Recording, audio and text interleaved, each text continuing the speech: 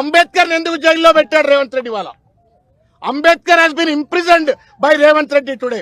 గేట్లకు తాళాలేసి కనీసం ఎవరు కూడా లోపలికి పోకుండా, దండలేయకుండా, నివాళులర్పించకుండా అంబేద్కర్ ని వాళ్ళ బందీ చేసినాడు, నిర్బంధానికి గురి చేసినాడు.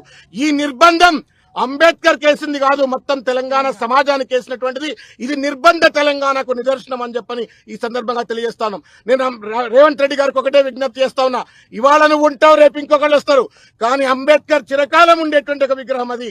అంబేద్కర్ స్ఫూర్తి సూర్యచంద్రాదులు ఉన్నంత కాలం భారతదేశానికి స్ఫూర్తిని అందించే ఒక విగ్రహం. ఆ విగ్రహాన్ని బందీ చేసి, ఆ విగ్రహాన్ని అవమానం చేసి, తద్వారా శాడిస్ట్ లెక్క, సైకోపాత్ లెక్క ఇవాళ కేసీఆర్ గారిని అవమానిస్తున్నా అని చెప్పని అనుకోవచ్చు. ఒకవేళ కనుక నీకు కేసీఆర్ కట్టిండు కాబట్టి అంబేద్కర్ విగ్రహానికి అవమానించే పరిస్థితి ఏర్పడితే సిగ్గు ఎగ్గు లేకుండా సెక్రటేరియట్ ఎందుకు కూర్చున్నావు రేవంత్ రెడ్డి? దాన్ని కూడా ఖాళీ చేసి పడే, మరి బయటకు వెళ్ళిపోవు. బయట ఇక్కడ నీ ఇంట్లోకి వెళ్ళి రాజ్యం నడుపుతున్నావు కదా, మొత్తం సెక్రటేరియట్ కూడా నీ ఇంటికి తీసుకుపో. ఇవాళ ఒక దుర్మార్గమైన రీతిలో ఫ్యాక్షన్ మనస్తత్వంతో రాజ్యాంగాన్ని కాలరాస్తా ఉండు. రాజ్యాంగ నిర్మాతని ఇవాళ పెద్ద ఎత్తున ఇవాళ అవమానించే పరిస్థితి చేస్తా ఉన్నాడు. కాబట్టి నిరసన తెలిపేందుకోసం మాత్రమే ఇక్కడికి వచ్చాం, సందర్శన కోసం, నివాళుల కోసం, రేవంత్ రెడ్డికి బుద్ధి చెప్పడం కోసం. ఇకనైనా సరే కళ్ళు తెలుగు రేవంత్ రెడ్డి.